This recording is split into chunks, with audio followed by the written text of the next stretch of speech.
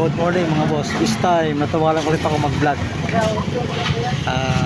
Sino ba naman di matutuwa mag-vlog? Kung ganito yung makikita mo, may mina ng buhangin.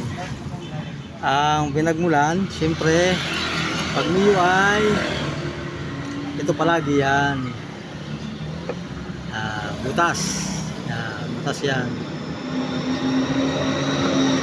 Tatagos yung tubig, papasok yung tubig syempre. Ang sisirain ay bearing.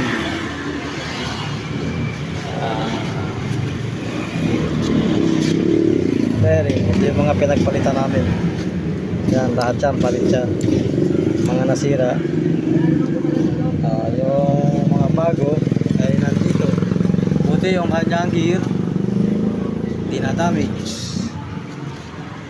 Tayo sa kabila. Yan. Bago din, bago din.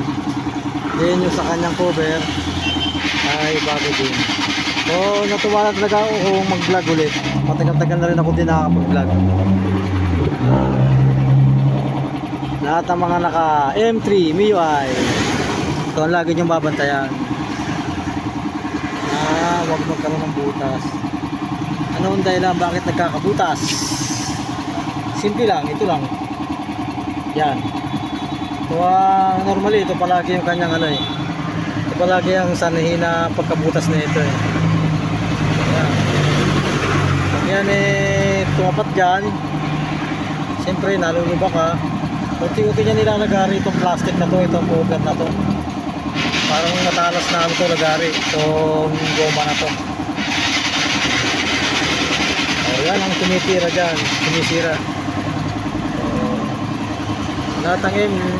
Lahat ng merong M3.